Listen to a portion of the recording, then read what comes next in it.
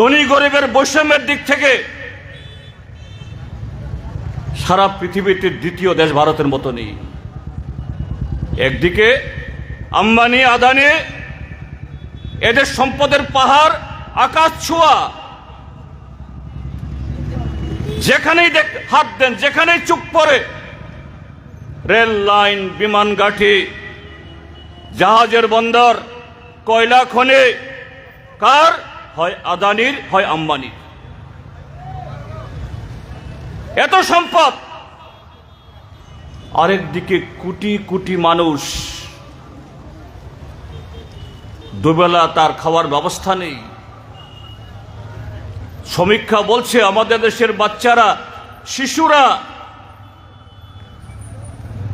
এদের উচ্চতা কমে গেছে, ওজন কমে গেছে।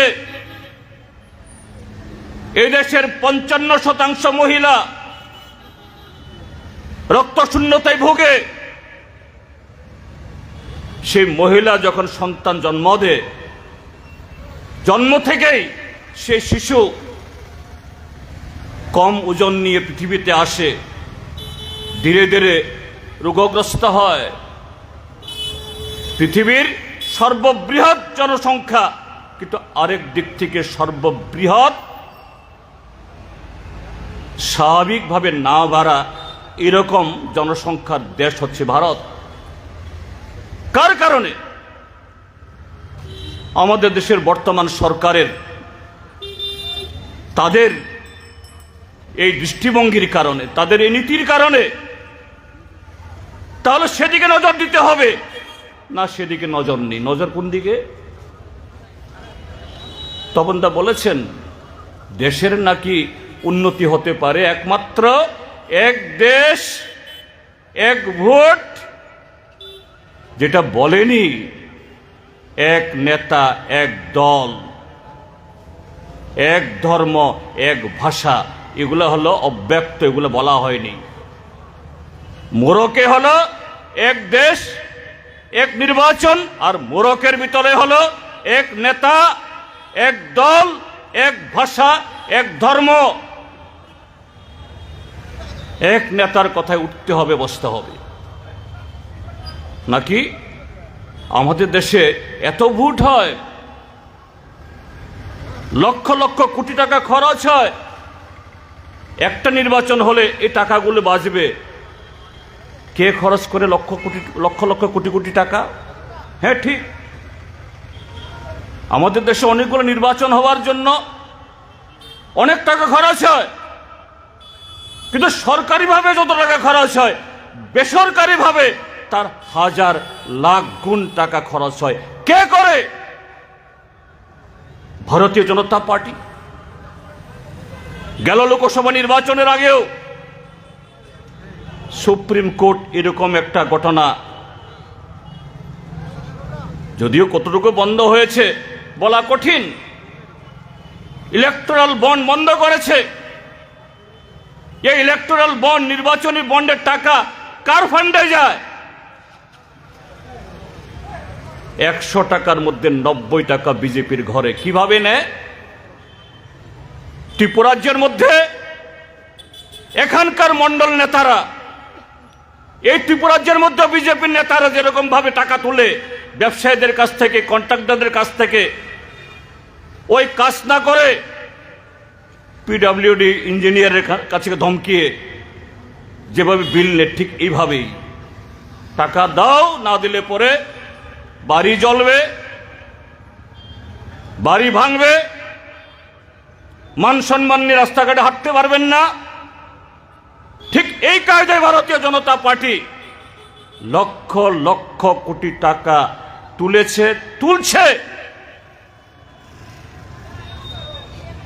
আমাদের দেশের মাননীয় প্রধানমন্ত্রীর যদি সত্যি সত্যি দেশের মানুষের উন্নয়নে, তাদের জীবন জীবিকার উন্নয়নে এতই যদি ওনার এত দরদ থেকে থাকে, ভারতীয় জনতা পার্টি এই টাকার উৎসগুলি বন্ধ করো। নির্বাচনে টাকা দিয়ে ভোট কেনা বন্ধ করো। নির্বাচনে হারার পরও ওই এমপি কিনে, এমএলএ কিনে, সরকার ভেঙে বিজেপির সরকার তৈরি করা বন্ধ করো। এটা তো করছে না। কাজেই এটা আরেকটা চক্রান্ত, আরেকটা ষড়যন্ত্র।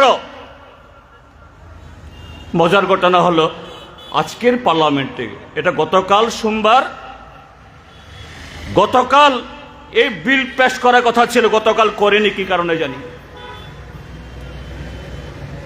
আজকে সকালবেলা এই বিলটা উত্থাপিত হয়েছে। বিল উত্থাপন করতে গেলে পরে বিল পাশের সময় একটা ভোট হয়, উত্থাপনের সময় একটা ভোট হয়। আমি একটু আগে দেখলাম এই বিল উত্থাপন করতে গিয়ে বিলের পক্ষে ভোট পেয়েছে মাত্র 269টা।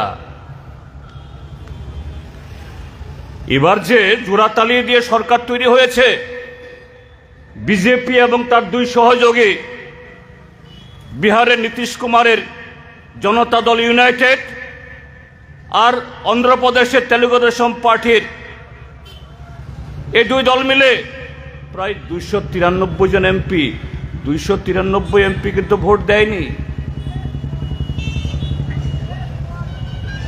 লোকসভাতে সংখ্যাগরিষ্ঠ হতে গেলে পরে কমসে কম 273টা ভোট লাগে, 273টা ভোট পায়নি, 269টা ভোট পড়েছে তার পক্ষে।